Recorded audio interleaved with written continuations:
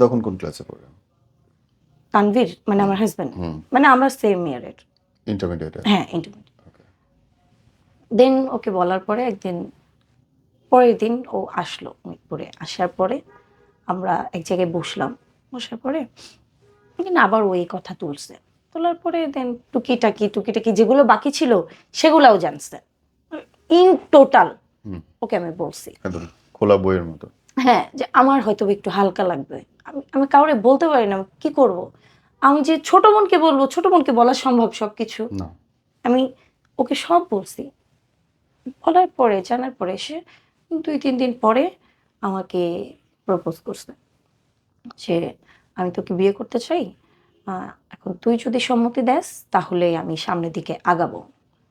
বা তুই যদি চাস রিলেশনে থাকতে, রিলেশনে থাকবো এখন আপাতত।" না, আমি বলছি, "দেখ আমি কোনো রিলেশনে থাকবো না। রিলেশনের চিন্তা ভাবনাও আমি করতে চাই না। আমি যদি করব তাহলে বিয়ে। সোজা বিয়ে। কজ আমার এই লাইফটা থেকে বের হইতে হবে। যেহেতু আমি তাকে পাবোই না। আমি তার জন্য আর কত অপেক্ষা করব? ১.৫ বছর ধরে অপেক্ষা করছি যে ঠিক আছে ও যদি ভুল বুঝতে পারে, যদি আসে। অপেক্ষা করছি। কিন্তু কি পাইছি, দিনের পর দিন দেখতেছি সে এক মেয়ের সাথে বাইকে যাইতেছে, আরেক মেয়ের সাথে গাড়িতে বসে আছে, আরেক মেয়ের সাথে ওইখানে সেখানে বসে আছে। এগুলাই দেখতেছি। তাছাড়া কিছু পাচ্ছি না।